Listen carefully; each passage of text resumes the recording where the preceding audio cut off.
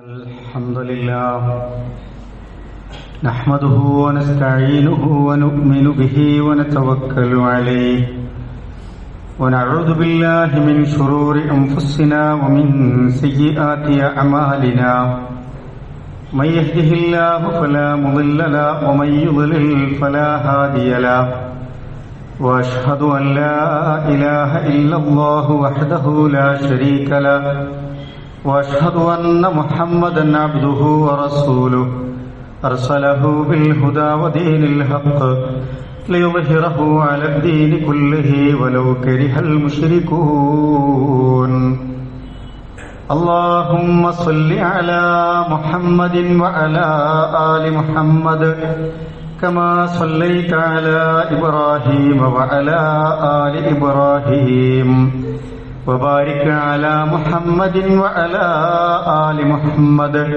كما باركت على إبراهيم وعلى آل إبراهيم إنك حميد مجيد أما بعد فإن خير الحديث كتاب الله وخير الهدي هدي محمد صلى الله عليه وسلم وشر الأمور محدثاتها وكل محدثة بدعة وكل بدعة ضلالة وكل ضلالة في النار أعوذ بالله من الشيطان الرجيم بسم الله الرحمن الرحيم يا أيها الذين آمنوا اتقوا الله حق تقاته ولا تموتن إلا وأنتم مسلمون بسم الله الرحمن الرحيم وجعلنا نومكم سباتا وجعلنا الليل لباسا وجعلنا النهار معاشا. ഏറെ ബഹുമാന്യരായ മുഅ്മിനീങ്ങളെ മുഅ്മിനാത്തുകളെ, അല്ലാഹു സുബ്ഹാനഹു വ തആലയുടെ നിയമങ്ങളും നിർദ്ദേശങ്ങളും വിധിവിലക്കുകളുമൊക്കെ നമ്മൾ ഇടപെടുന്ന ജീവിക്കുന്ന ഓരോ സന്ദർഭങ്ങളിലും സൂക്ഷ്മത പാലിച്ചും തഖ്വയുള്ളവരുമായി മാറണമേ എന്ന് എന്നോടും നിങ്ങളോടുമായി ഓർമ്മപ്പെടുത്തുകയാണ്, വസിയ്യത്ത് ചെയ്യുകയാണ്.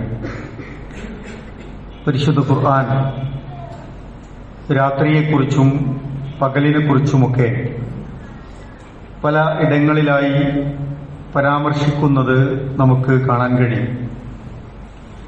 വിശ്വാസികളെ സംബന്ധിച്ചിടത്തോളം നമ്മുടെ രാത്രികൾ എങ്ങനെയാകണം, പകലിൽ നമ്മൾ എന്ത് ചെയ്യണം എന്നതിനെക്കുറിച്ചുള്ള വളരെ കൃത്യവും സൂക്ഷ്മവുമായ വിവരങ്ങൾ അല്ലാഹു സുബ്ഹാനഹു വ തആല പരിശുദ്ധ ഖുർആനിലൂടെയും റസൂലുള്ളാഹി സ്വല്ലല്ലാഹു അലൈഹി വസല്ലമ പരിശുദ്ധ ഖുർആനിന്റെ വചനങ്ങൾ വിശദീകരിച്ചും നമ്മെ ഓർമ്മപ്പെടുത്തിയിട്ടുണ്ട്.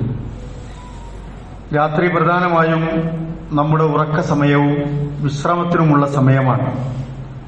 പകൽ സമയം നമ്മുടെ മഈശത്തിനുള്ള, റിസ്ക് തേടിയിട്ടുള്ള അധ്വാനത്തിനുള്ള സമയവുമായാണ് വിശ്വാസികളോട് പഠിപ്പിക്കപ്പെട്ടിട്ടുള്ളത്. എന്നാൽ നമ്മുടെ നാട്ടിലൊക്കെ ഇപ്പോൾ കാര്യങ്ങൾ മാറി മറിഞ്ഞുകൊണ്ടിരിക്കുന്നു എന്ന് നമുക്ക് മനസ്സിലാക്കാൻ കഴിയും. നൈറ്റ് ലൈഫ് എന്ന പേരിൽ രാത്രികാലങ്ങൾ കൂടുതൽ സജീവമാവുകയും പകലിൽ ആളുകൾ ഉറങ്ങാനുള്ള സമയമായി മാറ്റുകയും ചെയ്യുന്ന സാഹചര്യങ്ങൾ സൃഷ്ടിക്കപ്പെടുന്നുണ്ട്. അനിവാര്യമായ ചില തൊഴിലുകളാൽ ബന്ധപ്പെട്ടൊക്കെ ചില ആളുകൾക്ക് അത്തരം സാഹചര്യങ്ങൾ ഉണ്ടാകാം. പക്ഷെ ഒരു പൊതുതത്വം എന്ന നിലക്ക് പൊതുവായ രീതിയിൽ ഇത്തരം സാഹചര്യങ്ങൾ നമ്മുടെ നാട്ടിൽ സംഭവിച്ചുകൊണ്ടിരിക്കുന്നുണ്ട്. വിനോദങ്ങൾക്ക് വേണ്ടിയും ആളുകൾ പലപ്പോഴും രാത്രി സമയത്തെ ദീർഘമായി ഉപയോഗപ്പെടുത്തുന്നു. പ്രത്യേകമായ വിനോദയാത്രകൾക്ക്, സ്പെഷ്യൽ റൈഡുകൾക്ക് വേണ്ടി ആളുകൾ ഈ രാത്രി സമയം തെരഞ്ഞെടുക്കുന്നു. അങ്ങനെ നമ്മുടെ രാത്രികൾ വളരെ സജീവമാവുന്ന ഒരു സാഹചര്യം നാട്ടിലുണ്ട്. നമ്മുടെ ജീവിതവും ജീവിതത്തിന്റെ രീതികളുമൊക്കെ ഇസ്ലാമിക നിയമങ്ങൾക്ക് വിധേയമാക്കാൻ നമ്മൾ പരമാവധി ശ്രദ്ധിക്കുക എന്നത് മുഅ്മിനുകളുടെ ബാധ്യതയാണ്. ഖുർആനിൽ ഉറക്കത്തെ സംബന്ധിച്ച് പറഞ്ഞെടുത്ത് വിശ്രമം എന്ന നിലക്ക് രണ്ടിടത്ത് പ്രയോഗങ്ങൾ കാണാൻ നമുക്ക് കഴിയും. ഒന്ന് സൂറത്തുൽ ഫുർഖാനിലാണ്. അവിടെ അല്ലാഹു സുബ്ഹാനഹു വ തആല പറയുന്നുണ്ട് വഹുവല്ലദീ ജഅല ലക്കുമുൽ ലൈല ലിബാസ, നിങ്ങൾക്ക് അല്ലാഹു രാത്രിയെ ഒരു വസ്ത്രമാക്കി തന്നിരിക്കുന്നു എന്നാണ്. വന്നൗമ സുബാത, ഉറക്കത്തെ നിങ്ങൾക്കൊരു വിശ്രമമാക്കി തന്നിരിക്കുന്നു എന്നാണ്. വെറുതെ നമ്മൾ ഉറങ്ങല്ല, നമുക്കതിലൂടെ കിട്ടുന്ന ഒരു എനർജി, ആ വിശ്രമത്തിലൂടെ അള്ളാഹു നൽകുന്ന ചില പ്രത്യേകതകളൊക്കെ ഉണ്ട് എന്നാണ് ഖുർആൻ നമ്മളെ പഠിപ്പിക്കുന്നത്. അപ്പൊ രാത്രി നിങ്ങൾക്ക് ഒരു വസ്ത്രം പോലെ ഇരുട്ടുകൊണ്ട് നിങ്ങൾക്ക് സ്വകാര്യതകൾ നൽകിയിരിക്കുന്നു, അതിനെ മറച്ചു വെച്ചിരിക്കുന്നു അള്ളാഹു. ആ ഇരുട്ടിൽ തന്നെ നിങ്ങൾക്ക് ഉറക്കത്തെ ഒരു വിശ്രമമാക്കി തന്നിരിക്കുന്നു എന്ന് ഖുർആൻ നമ്മളെ പഠിപ്പിക്കുന്നു. നേരം വെളുത്താലോ പകലിനെ നിങ്ങൾക്ക് വീണ്ടും ആ ഉറക്കത്തിൽ നിന്ന് അള്ളാഹു എഴുന്നേൽപ്പിച്ച് നിങ്ങളുടെ ജീവിത ഇടപെടലിന് വേണ്ടി അള്ളാഹു തആല സംവിധാനിച്ചിരിക്കുന്നു എന്നാണ് ഖുർആൻ നമ്മളെ പഠിപ്പിക്കുന്നത്. അപ്പോ രാത്രിയെ സംബന്ധിച്ചിടത്തോളം നമ്മൾക്ക് വിശ്രമിക്കാനും പിറ്റേ ദിവസത്തേക്കുള്ള ഊർജം സംഭരിക്കാനും നമ്മുടെ ശരീരത്തിനും മനസ്സിനുമൊക്കെ കുളിർമയും തണുപ്പും അതുപോലെ തന്നെ ഒരു സ്വസ്ഥതയും കിട്ടാനും ഒക്കെയാണ് അള്ളാഹു തആല രാത്രിയെ കണക്കാക്കിയിട്ടുള്ളത് എന്നാണ്. പക്ഷെ പുതിയ തലമുറ പലപ്പോഴും അതൊക്കെ മറന്നും വിസ്മരിച്ചും രാത്രി വലിയ സജീവമാക്കുകയും ദീർഘമായ യാത്ര പുറപ്പെടുകയും ആ രാത്രിയിൽ തന്നെ തിരിച്ചു വരികയും എന്നിട്ട് കിടന്നുറങ്ങുകയും നേരം വെളുക്കാൻ ആവശ്യമായ സമയത്ത് എണീക്കാതിരിക്കുകയും സുബഹി പോലും നഷ്ടപ്പെടുത്തുകയും ഇബാദത്തുകൾ മിസ്സാക്കുകയും എന്നിട്ട് പകൽ സമയം ദീർഘസമയം കുറുക്കം വലിച്ചുറങ്ങുകയും ഒക്കെ ചെയ്യുന്ന ഒരു രീതിയിലേക്ക് നമ്മുടെ ജീവിതം പോവുകയാണ്. അതോടൊപ്പം തന്നെയാണ് രാത്രി ഭക്ഷണത്തിന്റെ സംസ്കാരവും നമുക്കിടയിൽ വന്നുകൊണ്ടിരിക്കുന്നത്. നമ്മുടെ ഈ പ്രദേശത്ത് തന്നെ ഇവിടുന്ന് അങ്ങോട്ട് നമ്മളൊരു യാത്ര പോവുകയാണെങ്കിൽ ചായ കുടിക്കാനുള്ള സൗകര്യങ്ങൾ എത്രമാത്രം വളർന്നു വികസിച്ചു. ഭക്ഷണം കഴിക്കാനുള്ള ചെറിയ ചെറിയ ഇടങ്ങൾ ഇഷ്ടം പോലെ തുറന്നു വെച്ചിരിക്കുന്നു. എല്ലായിടത്തും തിരക്കാണ്. ഏത് സമയത്ത് നമ്മൾ യാത്ര പോവുകയാണെങ്കിലും അവിടെയൊക്കെ തിരക്കാണ് അനുഭവപ്പെടുന്നത്. വിശ്വാസിയുടെ ആരോഗ്യം, അവന്റെ ഭക്ഷണം, അവന്റെ യാത്ര, അവന്റെ കിടത്തം, അവന്റെ ജീവിതത്തിന്റെ പ്രയോറിറ്റികളൊക്കെ ദീനിയാക്കാനുള്ള ഒരു സാഹചര്യത്തെക്കുറിച്ച് നമ്മൾ ഗൗരവത്തിൽ ആലോചിക്കേണ്ടതുണ്ട് എന്നാണ് മനസ്സിലാവുന്നത്. സൂറത്തു നബയിൽ അല്ലാഹു തആല പറഞ്ഞു, വജഅൽനാ നൗമക്കും സുബാത, നിങ്ങളുടെ ഉറക്കിനെ നാം നിങ്ങൾക്ക് വിശ്രമമാക്കി തന്നിരിക്കുന്നു. വജഅൽനൽ ലൈല ലിബാസ, രാത്രിയെ നിങ്ങൾക്കൊരു വസ്ത്രമാക്കി തന്നിരിക്കുന്നു.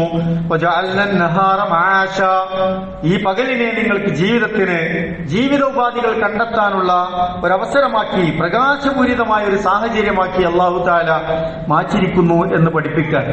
സൂറത്ത് യൂനുസിൽ അല്ലാഹു തആല ഈ രാത്രിയെക്കുറിച്ചും ഉറക്കിനെക്കുറിച്ചൊക്കെ പറയുന്നിടത്ത് കാണാം, ഹുവല്ലദീ ജഅല ലക്കുമുൽ ലൈല ലിതസ്കുനൂ ഫീഹി, നിങ്ങൾക്ക് സ്വസ്ഥത ഉണ്ടാകാനാണ് രാത്രിയെ അല്ലാഹു തആല നിശ്ചയിച്ചിരിക്കുന്നത് എന്നാണ്. വന്നഹാറ മുബ്സിറൻ, നേരം വെളുക്കുമ്പോഴോ നിങ്ങൾ കാഴ്ചയുള്ളവരായി ഉൾക്കാഴ്ചയുള്ളവരായി വളരെ സജീവമായി നിങ്ങൾ കാര്യങ്ങളെ ഗ്രഹിച്ചും മനസ്സിലാക്കിയും പോകാനുമൊക്കെയുള്ള സമയമാണ് എന്ന് ഖുർആൻ ഓർമ്മിപ്പിക്കുകയാണ്.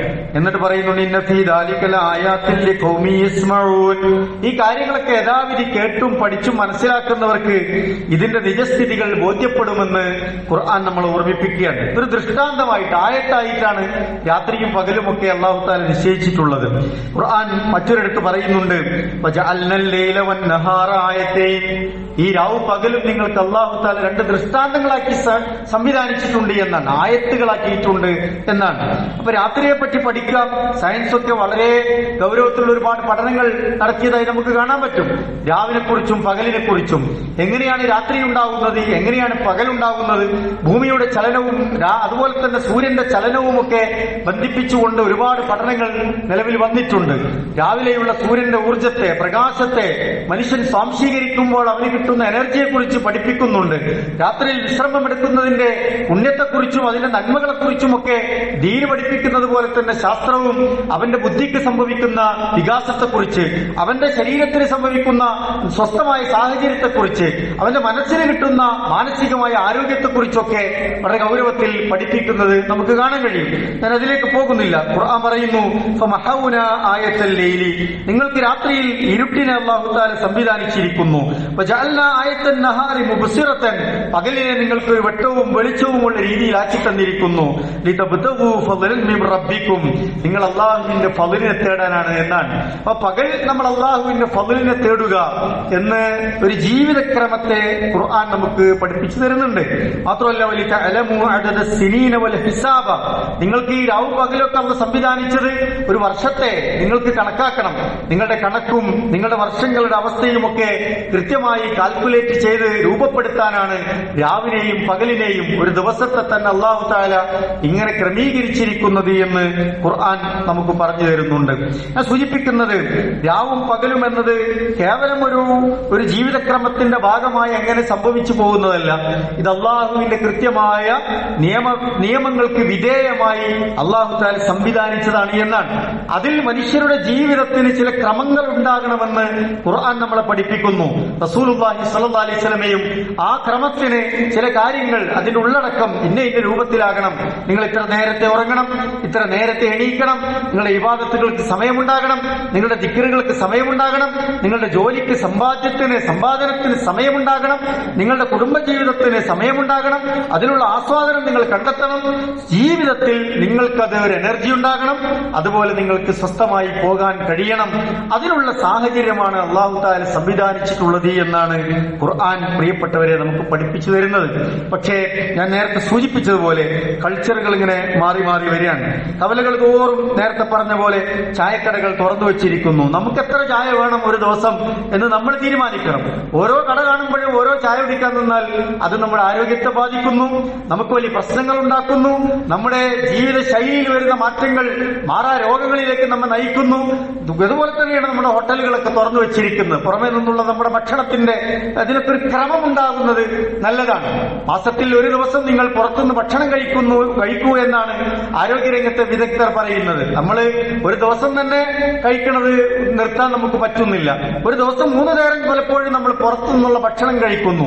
അവിടെയുള്ള ഭക്ഷണത്തിന്റെ നിർമ്മാണത്തിന്റെ അതിനുണ്ടാക്കുന്ന രീതികളെക്കുറിച്ചോ അതിലുപയോഗിക്കുന്ന വസ്തുക്കളെക്കുറിച്ചോ അത് നമ്മുടെ മനസ്സിനും ശരീരത്തിനും മുന്നോട്ടുള്ള ജീവിതത്തിനും എന്തെങ്കിലും താളപ്പിഴകൾ സംഭവിക്കുന്നതാണോ എന്നൊന്നും പലപ്പോഴും നമ്മൾ ആലോചിക്കുന്നില്ല. നമ്മുടെ കല്യാണ വീടുകൾ, ഭക്ഷണ സംസ്കാരങ്ങളൊക്കെ മാറിയിട്ടുണ്ട്. പലപ്പോഴും 1-2 വിഭവങ്ങൾ ഉണ്ടായിരുന്നിടത്തൊക്കെ പലപ്പോഴും ഇന്ന് ഒരു മേശ നിറച്ചും വിഭവങ്ങളാണ്. എത്ര കഴിക്കണം, എന്ത് കഴിക്കണമെന്ന് നമ്മളാണ് തീരുമാനിക്കേണ്ടത്. പലപ്പോഴും ഒരു ധൂർത്തും അനാവശ്യമായ കാര്യങ്ങളൊക്കെ ജീവിതത്തിലേക്ക് കടന്നു വരുന്നുണ്ട്. അതൊക്കെ നമ്മൾ നിയന്ത്രിക്കുകയും നമ്മുടെ വിശ്രമം, നമ്മുടെ ഭക്ഷണം, നമ്മുടെ അധ്വാനം, അതുപോലെയുള്ള സമയങ്ങളൊക്കെ ദീനിയായ രൂപത്തിലാണ് എന്ന് നമ്മൾ ഉറപ്പുവരുത്തുക. ആസ്വദിക്കാനുള്ള ഇടങ്ങൾ എപ്പോഴാണ് തെരഞ്ഞെടുക്കേണ്ടത്? നമുക്ക് ചിലപ്പോൾ കലകൾ, വിനോദങ്ങളൊക്കെ നമുക്ക് ആവശ്യമുണ്ടാവും. പലപ്പോഴും അത് ഒരു രാത്രിയാണെങ്കിൽ തന്നെ അതിന്റെ ഒരു സമയക്രമം നമ്മൾ നിശ്ചയിക്കണം. പരിധി വിട്ട് 10 മണിക്ക് ശേഷവും 12 മണിക്ക് ശേഷവും രാത്രിയിലും അന്ത്യയാമങ്ങളിലുമൊക്കെ ആളുകൾ പലപ്പോഴും ജിമ്മിലാണ്, പലപ്പോഴും ബീച്ചിലാണ്, പലയിടത്തും ആളുകൾ കറങ്ങി നടക്കുന്നു. എല്ലായിടത്തും വെട്ടവും വെളിച്ചവുമുണ്ട്, അതേസമയം അനാവശ്യമായ കാര്യങ്ങളും നടക്കുന്നുണ്ട്. നമ്മളേത് തെരഞ്ഞെടുക്കുന്നു എന്ന് മുഅ്മിനുകളെ സംബന്ധിച്ചിടത്തോളം വളരെ പ്രധാനപ്പെട്ടതാണ്.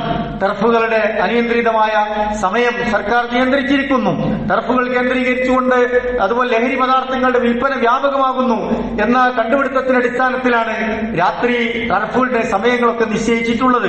അപ്പൊ നമ്മുടെ യുവാക്കൾ, കുട്ടികൾ ഒക്കെ പലപ്പോഴും ഇത്തരം കേന്ദ്രങ്ങളിലൊക്കെ ഉണ്ടാവും. കായികപരമായ വിനോദം നമുക്ക് ആവശ്യമാണ്, കലാപരമായ കാര്യങ്ങൾ നമുക്ക് ആവശ്യമാണ്, അതൊക്കെ ജീവിതത്തിൽ ആവശ്യമുണ്ടാവും. പക്ഷേ അതിന്റെയൊക്കെ ഒരു ദീനിയായ ചുറ്റുപാടും വശങ്ങളൊക്കെ പ്രിയപ്പെട്ടവരെ നമ്മൾ കൃത്യമായി മനസ്സിലാക്കുകയും അതിനനുസരിച്ച് ചിട്ടപ്പെടുത്തുകയും ചെയ്യണമെന്നതാണ്.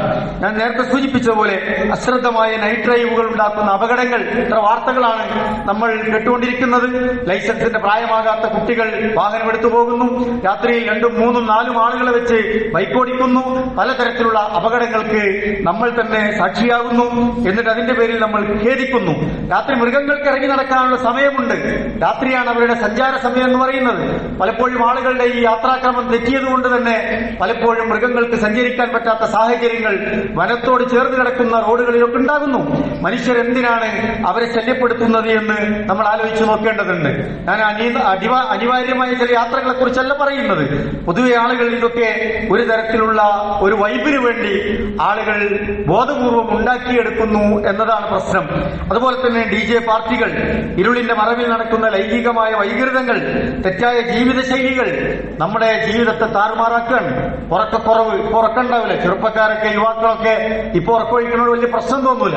പക്ഷേ ക്രമേണ നമ്മുടെ ഉറക്കം തന്നെ നഷ്ടപ്പെടുന്ന സാഹചര്യങ്ങൾ സാഹചര്യങ്ങൾ ഉണ്ടാവും. രാത്രി ഒന്ന് ഉറങ്ങാൻ വേണ്ടി കഷ്ടപ്പെടുന്ന എത്രയോ മനുഷ്യർ നമ്മുടെ ചുറ്റുവട്ടങ്ങളിലുണ്ട്. ഉറക്ക ഗുളികൾ വാങ്ങി കഴിച്ച് ഉറങ്ങേണ്ട സാഹചര്യത്തിലൂടെ ജീവിക്കുന്ന എത്രയോ മനുഷ്യരുണ്ട്.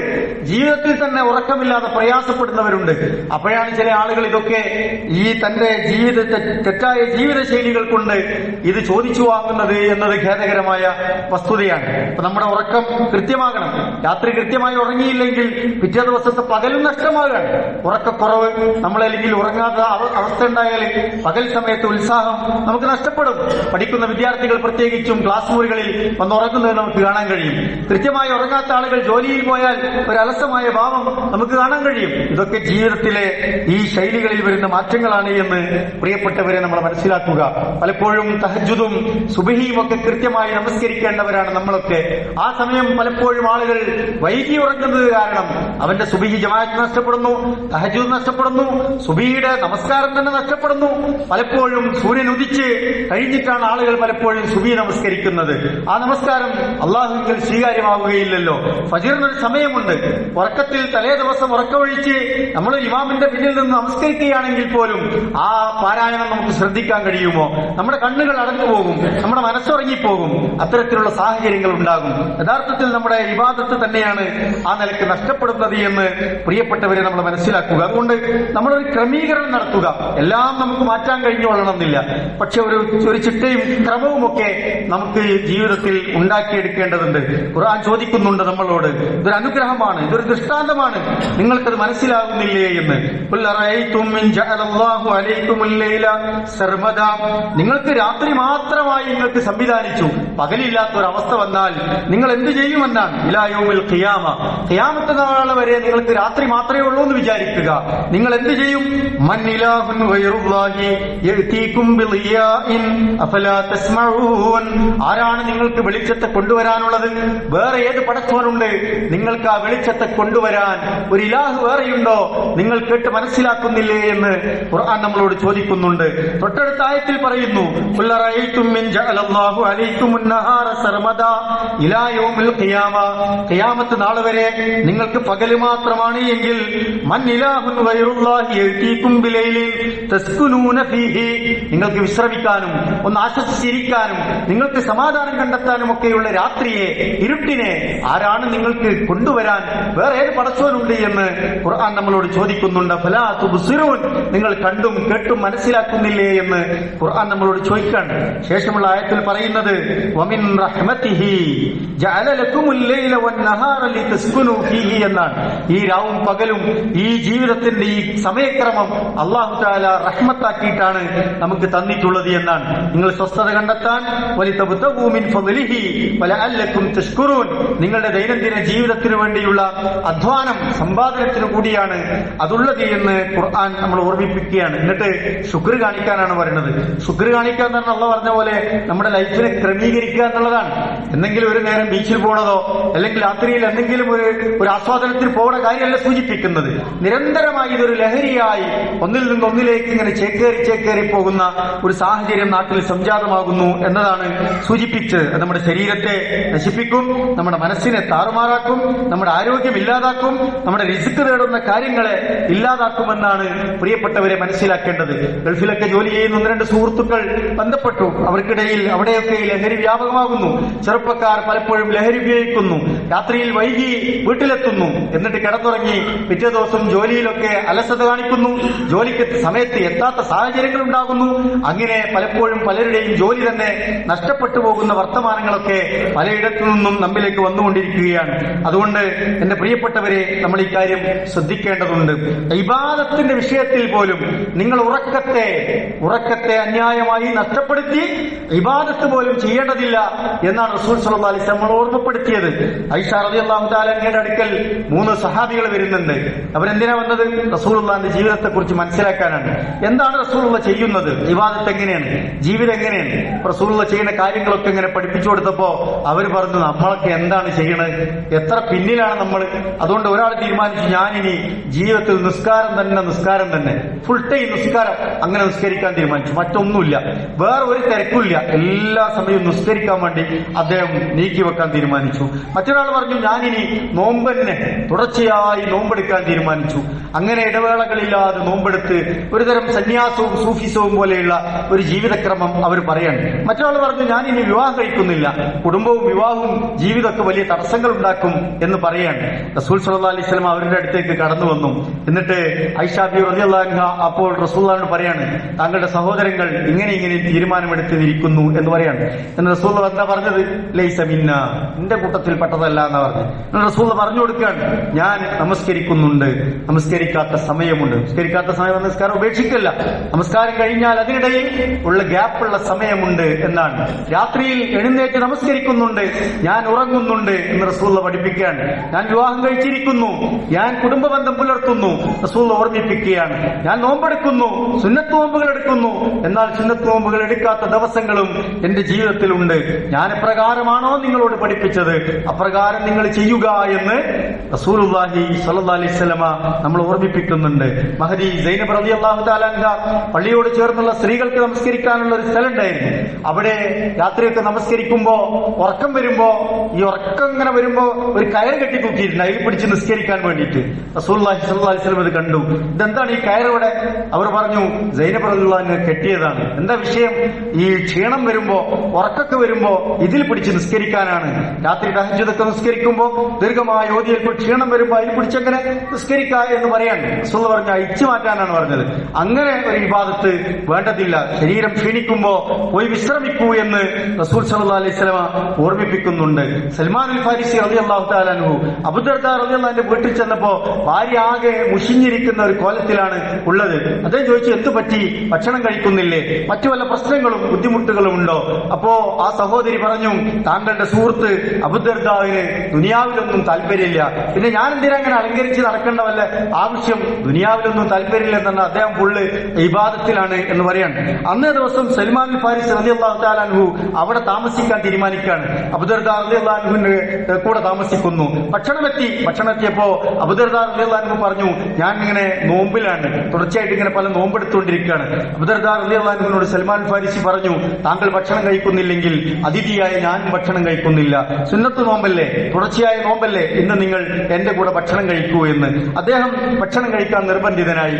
ശേഷം രാത്രി സമയമായി, കിടക്കാൻ പോകുന്ന സമയമായപ്പോ അബൂദർദാ റളിയല്ലാഹു അൻഹു പറഞ്ഞു, സൽമാൻ താങ്കൾ കിടക്കാൻ പോവുക, ഞാൻ നമസ്കരിച്ചിട്ട് വരാം, ഞാൻ നമസ്കാരത്തിന് വേണ്ടി പോവുകയാണെന്ന് പറഞ്ഞു. അബൂദർദാ സൽമാൻ ഫാരിസി റളിയല്ലാഹു അൻഹു അദ്ദേഹത്തെ വിളിച്ചിട്ട് പറഞ്ഞു, താങ്കൾ അല്പനേരം വിശ്രമിക്കൂ, എന്നിട്ട് അല്പനേരം ഉറങ്ങിയ ശേഷം നമുക്ക് ഒന്നിച്ച് നമസ്കാരത്തിന് എണീക്കാം എന്ന് പറഞ്ഞ് അദ്ദേഹത്തിനെ ഉറങ്ങാൻ അദ്ദേഹത്തിന്റെ വിരിപ്പിലേക്ക് പറഞ്ഞയക്കുകയാണ്.